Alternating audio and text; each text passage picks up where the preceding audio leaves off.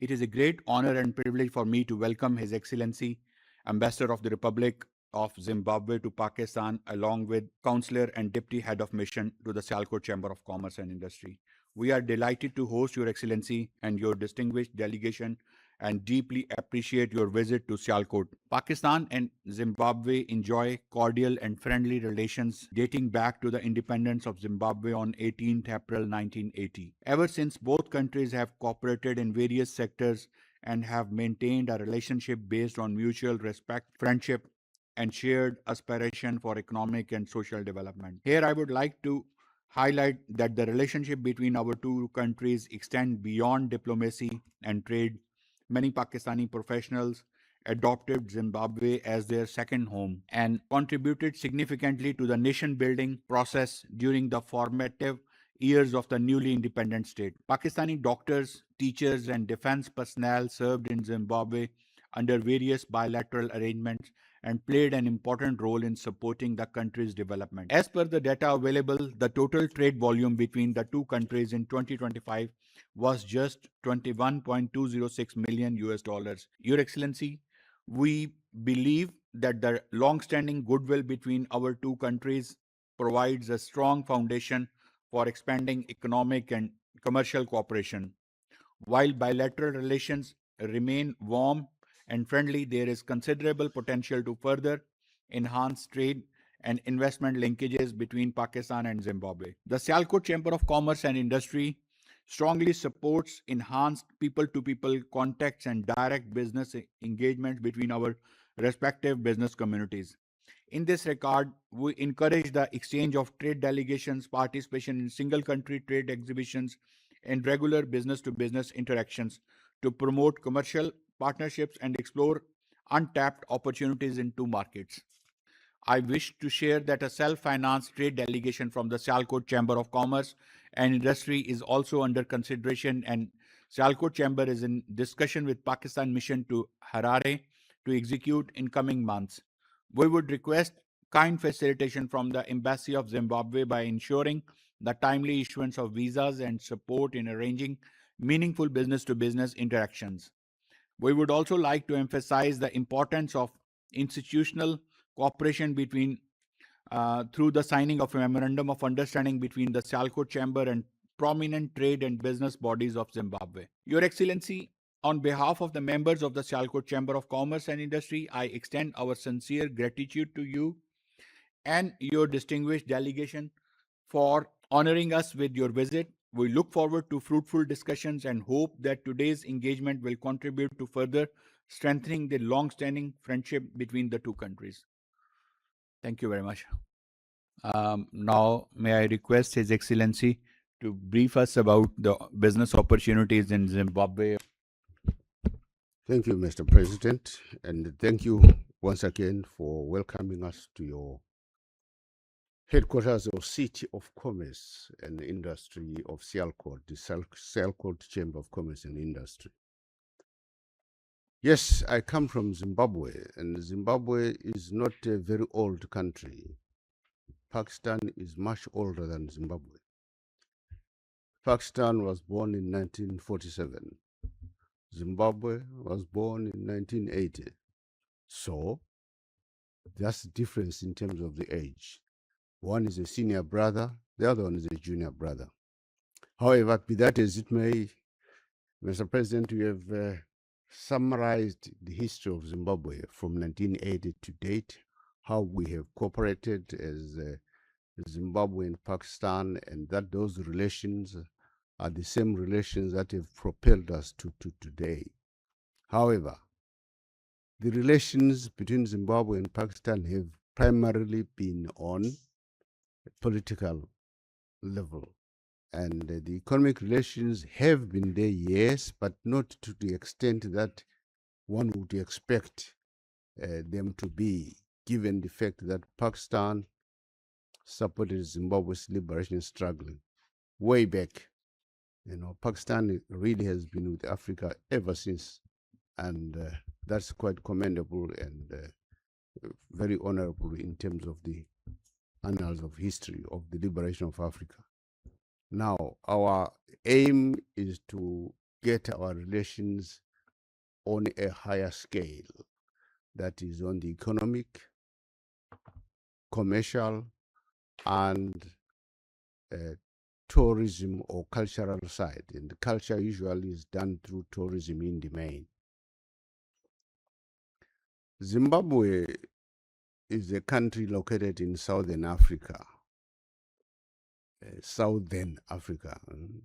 says in the southern part of Africa, bordered by 4 countries in the main. To the south of Zimbabwe is the Republic of South Africa. East of Zimbabwe is the Republic of Mozambique. North of Zimbabwe is the Republic of Zambia. Then west of Zimbabwe is the Republic of Botswana. As you can see, and as you can imagine, Zimbabwe is surrounded by these 4 brotherly countries. And Zimbabwe's access to the sea is through these, or 3 of these countries, namely through the Republic of South Africa, through the port of Durban, Mozambique through the port of Maputo, and the port of Beira. The port of Beira in Mozambique is more significant in the sense that we access the sea by road, by rail, and by pipeline. So that is through the port of Beira. We then have the port of Dar es Salaam in Tanzania, which we access by road and rail at the same time. Road and rail in the sense that in Zambia has the Tazara, which is the railway line between Zambia and Dar es Salaam, or Tanzania and Zambia. And that railway line is extended by road to Zimbabwe. At the same time, we have a rail link between Zimbabwe and Zambia at the same time. So that's how the dual connection is with Zambia, through Zambia rather with Tanzania. Then with the country of the Republic of Namibia, we connect by road in the main through the port of Walvis Bay. So that is how we are connected outside. Within Zimbabwe itself, what drives Zimbabwe's economy? Zimbabwe's economy is driven by 5 pillars, mainly mining, agriculture, manufacturing, tourism, and infrastructure.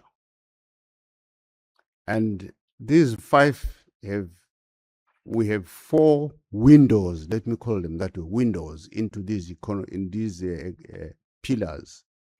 One, manufacturing and industry. Those 2, every year in April, we have what is called the Zimbabwe International Trade Fair, which is hosted in the city of Bulawayo, which has special facilities dedicated to the hosting of the Zimbabwe International Trade Fair, where we showcase what we produce, and we also have partner producers or other countries coming to showcase what they produce. That way, be able to link our industries, with the outside world. That is Zimbabwe International Trade Fair. We then have, on the agricultural side, we have what we call Zimbabwe Agricultural Show, which is held every September, October. Last week of September, first week of October, we have that show. And this is held in the capital city, Harare, every year, which showcases what Zimbabwe produces agriculture-wise, what production processes are there, and what the beneficiation processes are in terms of what we produce agriculturally. One of the products, of course, that may interest you is tobacco. Zimbabwe, I think, produces the top barley and Virginia tobacco that is used most famously in the blending of tobacco worldwide. That is produced in Zimbabwe. And I think, if we're not the first, we're about the second biggest producer of tobacco. Apart from that, of course, we produce wheat as well. We produce all other grains that we use, that we consume locally and regionally. That is in Zimbabwe. And therefore, we have large milling requirements for the processing of those products. So much on agriculture. Next is mining. The mining industry in Zimbabwe is quite an expansive one, and we produce a lot of minerals: gold, chrome, iron ore, copper, you name it. We also have things like, minerals like the lithium, which is very much in demand in terms of the electrification of vehicles as we speak today, given that the world is campaigning to reduce over-reliance on fossil fuels, and therefore the electric vehicles are in vogue. So we produce a lot of lithium as well. And on that front, I think we've established local lithium processing plants or refineries, so to say, where we are now at the stage of producing sulfate, lithium sulfate, that is exportable to those countries that have the higher technology as well. Gold, well, I think gold is a very important metal that is used both in the jewelry and as a store of value, particularly by the banks, national banks of the countries, of all countries in the world, really.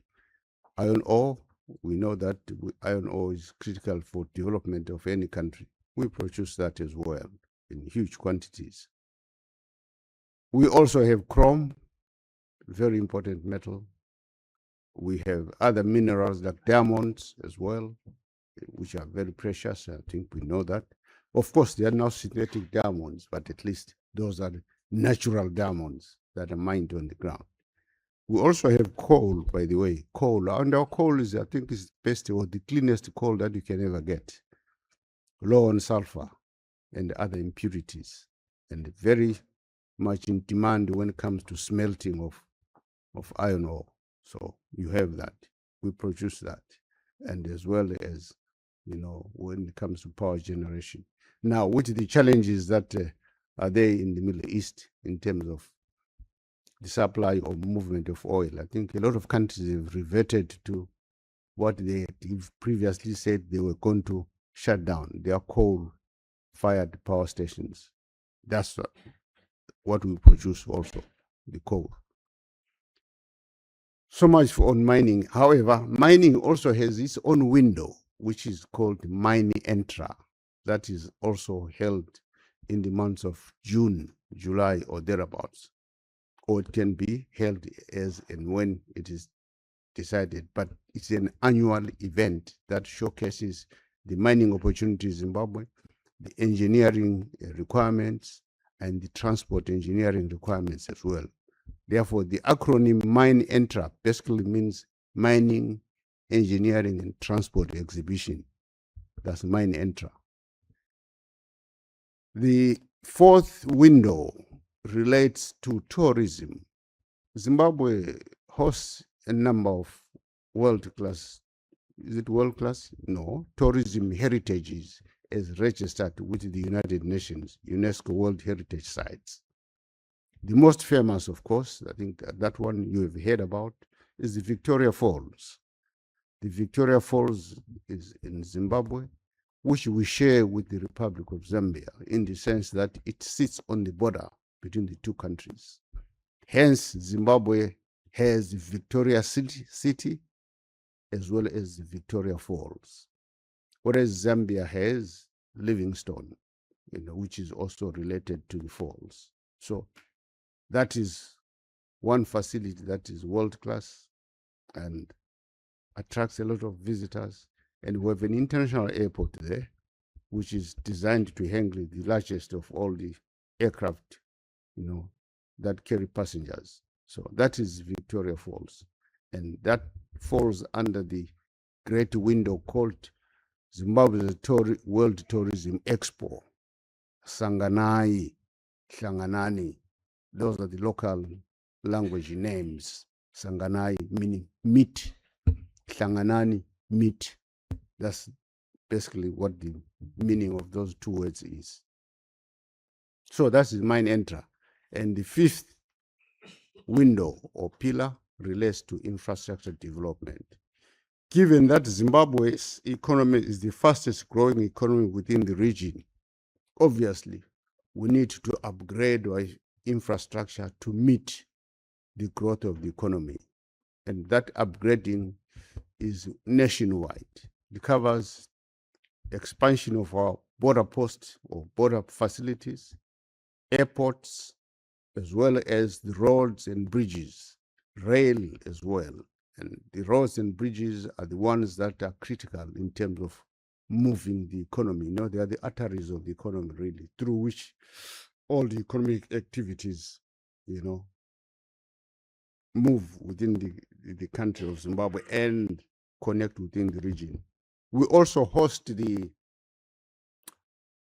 SADC main artery road, which connects the Republic of South Africa with the rest of Africa in up north. So we have this road which goes from Beitbridge, which is our border post with the Republic of South Africa in the south, and Chirundu, which is our border post up north of the country. It's just vertical, straight line. So that's the road that links us with the rest of the northern parts of Africa. When I say northern parts here, I'm talking of the countries that the Democratic Republic of the Congo, Tanzania, Uganda, Kenya, Ethiopia, Somalia, Egypt, all the way up north. That is the trunk road, and that goes through Zimbabwe. We have, you know, three main airports as I speak today. One is the Robert Gabriel Mugabe Airport in Harare. The other one is the Victoria Falls that I've just mentioned.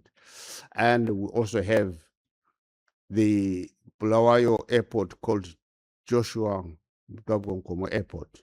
But for ease of reference, I just call them Harare Airport, Bulawayo Airport, and Victoria Falls Airport. All these are international airports where you go in, there is no problem with customs because in immigration, everything is there. So that is how you can access Zimbabwe. How do you get to Zimbabwe from Pakistan? Islamabad or Karachi. Those are the two exit points that you can use. You also have Quetta, I think, and Lahore.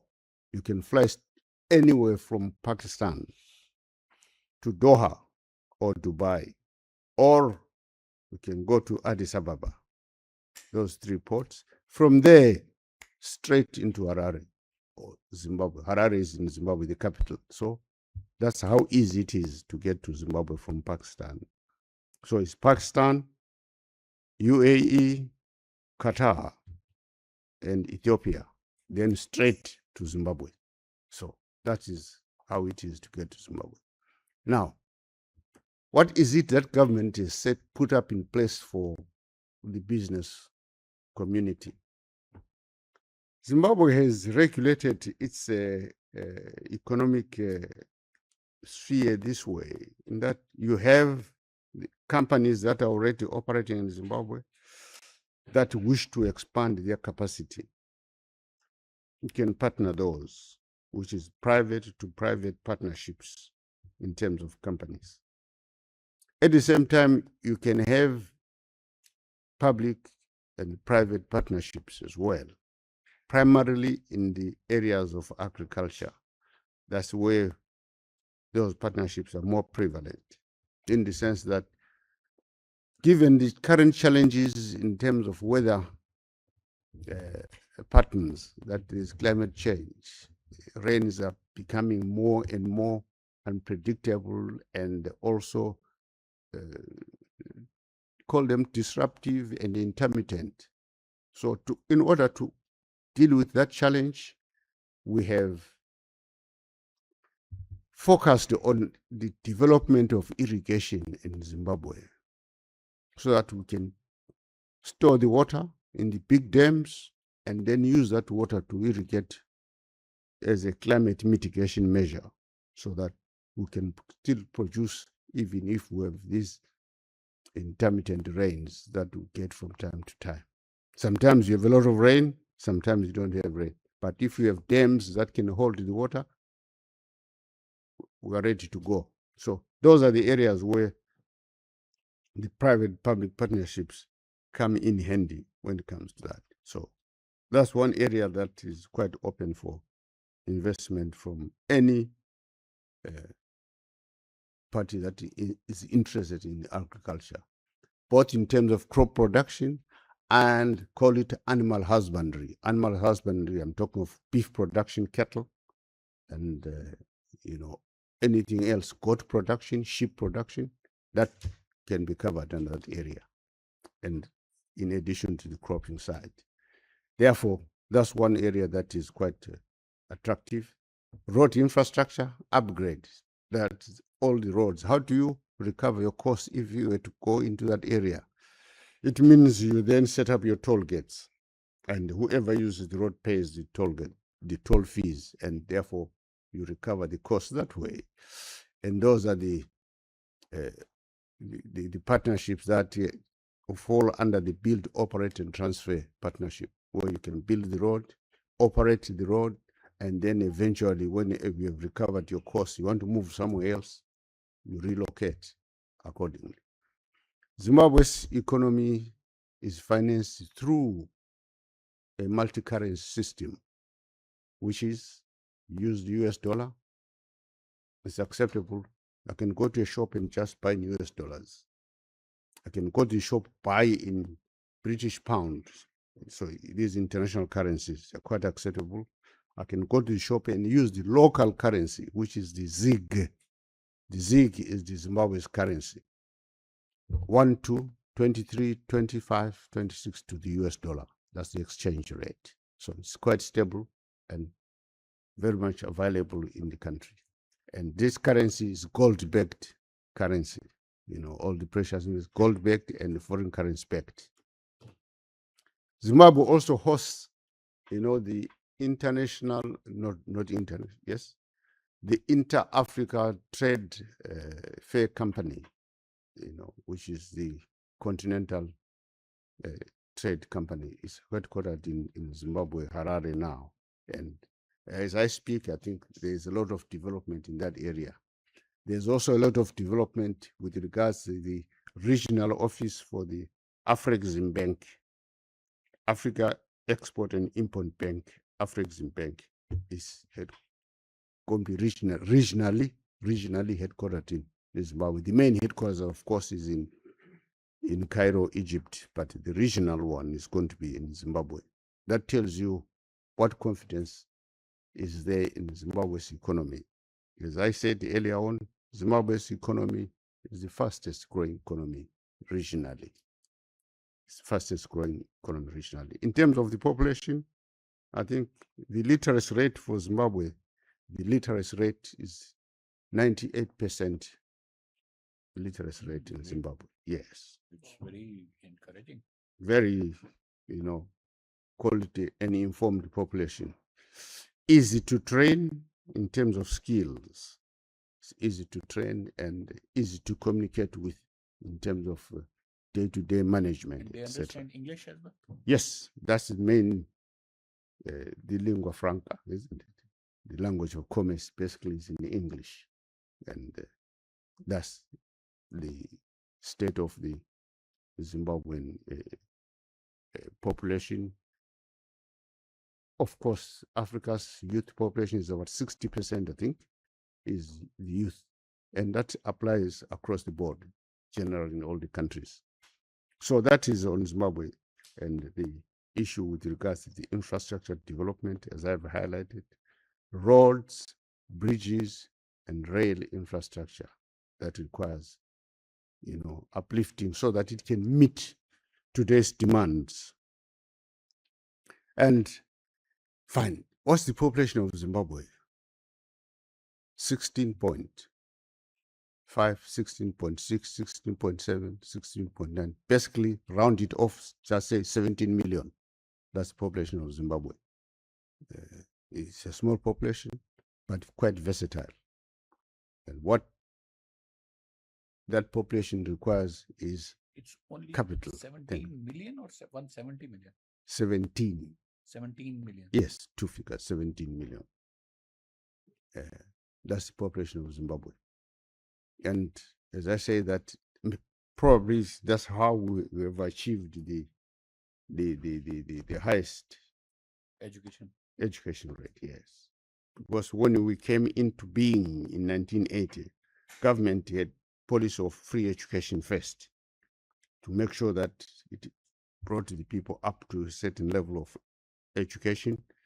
And then that literacy rate was used when it came to health, health education, and we have a health education system that has made the population fairly conscious of certain health matters, and that is how it was coined. And with that, the health side is so structured that you have at the top, fine, you have government, the Ministry of Health at the top, then you have what we call the referral hospitals at the top. These are regional referral hospitals. Then Zimbabwe is divided into 10 provinces. So those provinces have provincial hospitals. And the provincial hospitals, each province is made up of districts. You have district hospitals. Below that, the district is made up of individual wards. Now, those wards have the ward clinics, because I think the best health approach is always prevention as opposed to treatment.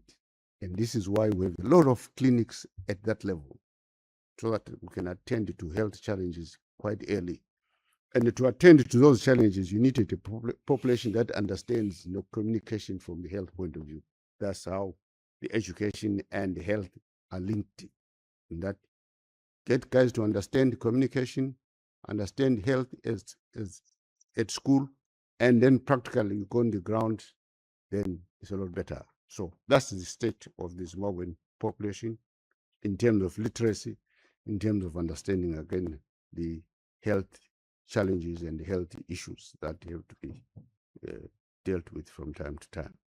So that is if you get to Zimbabwe, invest in Zimbabwe, have the Zimbabwean labor force, at least you know that you have a labor force that is very literate, very versatile in terms of training, that understands safety and health issues at work, and therefore easy to manage and easy to deal with.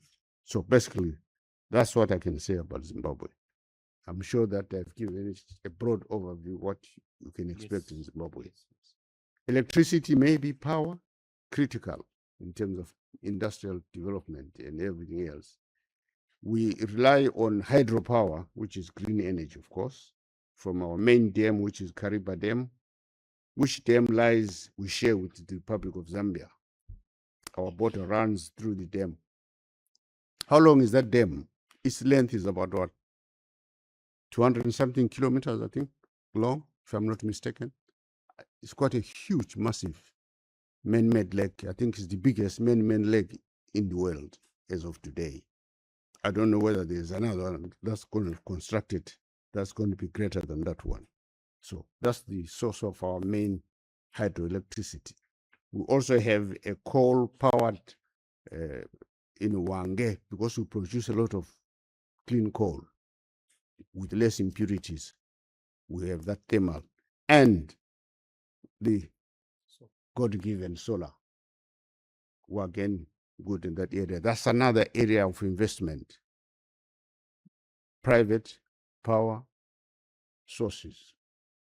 That is very critical in our economy, because we are aware that we need a lot of power in order to propel ourselves into a competitive worldwide economy. So that is the state of affairs in Zimbabwe. Those are the opportunities in the mining sector, in the agricultural sector, in the manufacturing sector, tourism sector, and the infrastructure, the 5 pillars of our economy.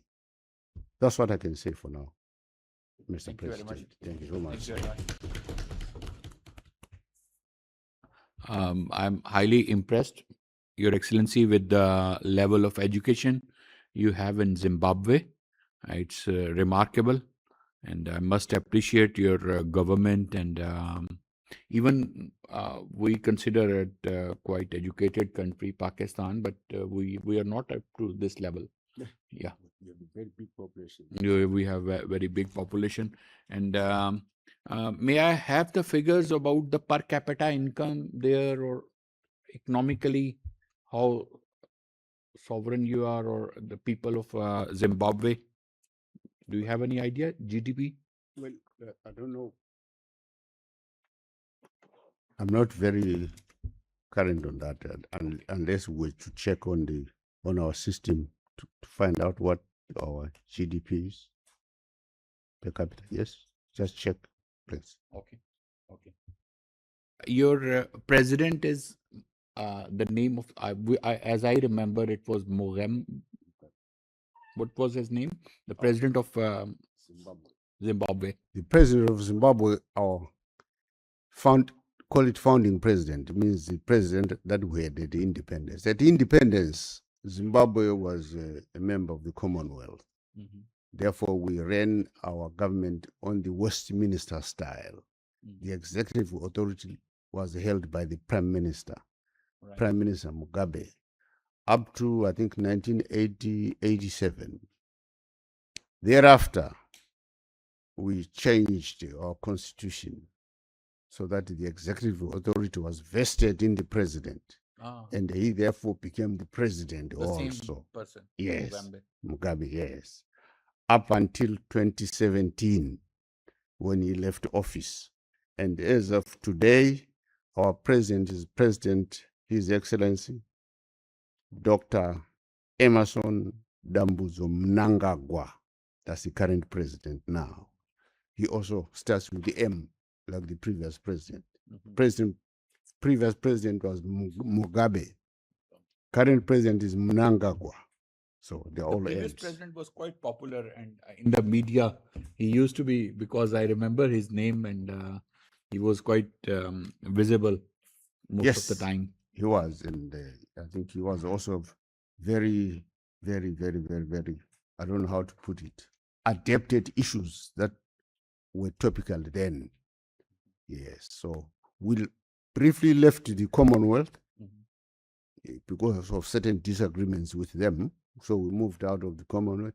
But as I speak now, we have applied to rejoin the Commonwealth because those issues have now died the natural death. They're no longer there. And therefore, that's where we are. And secondly, Mr. President, that the United Nations, in fact, the Islamic Republic of Pakistan is a member of the United Nations Security Council, non-permanent member, as I speak today. And end this year, when the year comes to an end, Pakistan will have completed its 2-year term. And Zimbabwe has been elected into that post as well. Right. Therefore, will be succeeding Pakistan. To a certain extent, even if regionally it's not so. But, given our relations, we take it that, oh yes, out goes Pakistan, in goes Zimbabwe. So we've been elected to that post as well. Okay. Thank you. Thank you very much, Your Excellency, for visiting Sialkot Chamber of Commerce. And we will plan a delegation from Sialkot for visiting the Zimbabwe business community. And I hope you will have your cooperation for that visit. Thank you very much.